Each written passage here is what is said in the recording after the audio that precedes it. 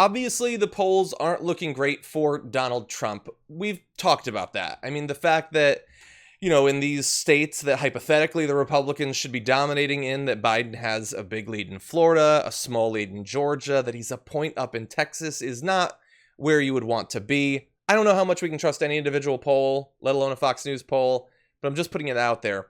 But what I really want to talk about, Brett, is this potentially imperiling not just Donald Trump, but the Republican control over the Senate?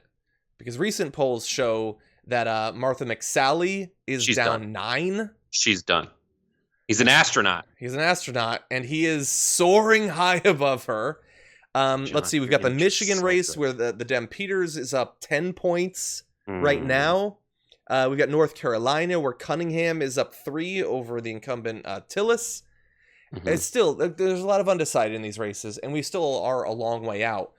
But if the Republican Senate candidates start to get scared that Trump is dragging them down, particularly if it's because of coronavirus and Trump's lack of interest in it, I wonder strategically how those Republican Senate candidates will adapt.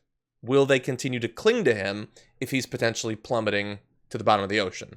I think he's really the only game in town. And if they stop clinging to him, I don't know. Right now, with some things where it's like within the margin of error, yes. I don't know how McSally's approach is ever going to change because she already lost a Senate race, didn't she? She's the one who was appointed to fill John McCain's seat after losing to Sinema in a head-to-head, right? Yeah. So she pulled out of that pretty quick instead of fighting tooth and nail to make sure every vote was counted because she knew she'd get appointed, and she owes her appointment to Trump. It would be fantastic. I would absolutely love it that if someone who owes her rise to some kind of weird implied fealty through the appointment mechanisms to Trump would then say, no, I'm good.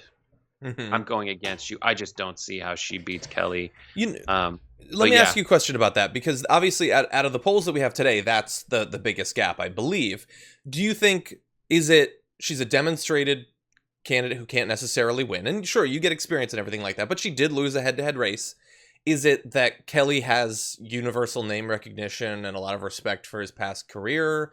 Is it that Arizona is turning? What do you think? I think it's both, but I think mostly the name recognition. And the thing that would temper Arizonans against voting for like a gung-ho Democrat, they've proven that they don't. They do go Democrat. And then also, like, you get to say he was an astronaut. And even the Trumpiest of Republicans kind of think that's cool. Yeah. So I think he has what it takes to win there. In Michigan, I think that's more of a coattails of, it is Trump being terrible. And I think it's also that you got to get a Biden bump. I can't believe there is no Biden bump from Michigan. That's evident in the primary that Biden still has some cachet from having killed bin Laden and saved the auto industry, as they would say. But Biden saving auto industry, Biden Democrat coming back. Let's go that way. Yeah, I think that's going to happen in Michigan. North Carolina, who knows? Because I don't know North Carolina. I can't see a non-Trump Republican running guy. I don't know much about that race, but I'd imagine you'd have to stick kind of tight to the Trump of it all because it's North Carolina, but they have voted for Democrats. I think isn't their governor a Democrat? Yeah, I wonder because the thing is, like, as you fall behind, it might hint that you should change your strategy. But if there is only one game in town, can you afford to even try? Especially when, like, there have been presidents who are unpopular that senators have been allowed to distance themselves from, or even sort of criticize, with the president understanding this is necessary to hold that seat. So I'm not going to go, and I'm not going to be in the state, I'm not going to remind people that they're close, like any of that stuff. But Trump is so petty and small that if McSally criticizes him 1%, he'll nuke her from orbit. Mm-hmm. And he doesn't care fundamentally about having a Republican Senate if he isn't the Republican president during it. He would rather take them all down with him.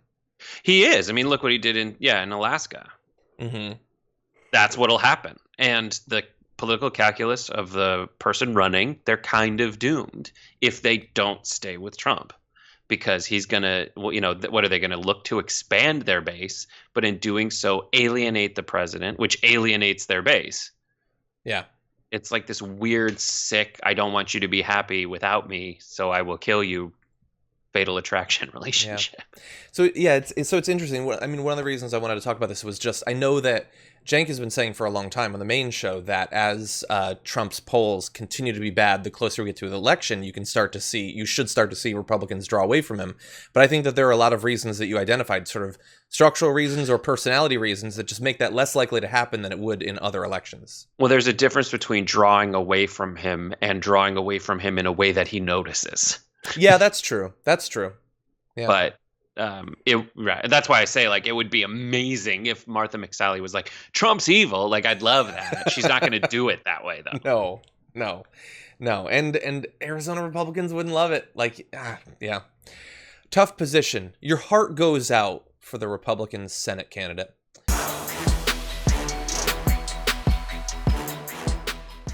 For more political news breakdowns, interviews, stories of activism, and me trying my hardest to care about the occasional big celebrity news story, subscribe to our YouTube channel at youtube.com/The Damage Report. And you can ring the bell wherever it is so you don't miss anything.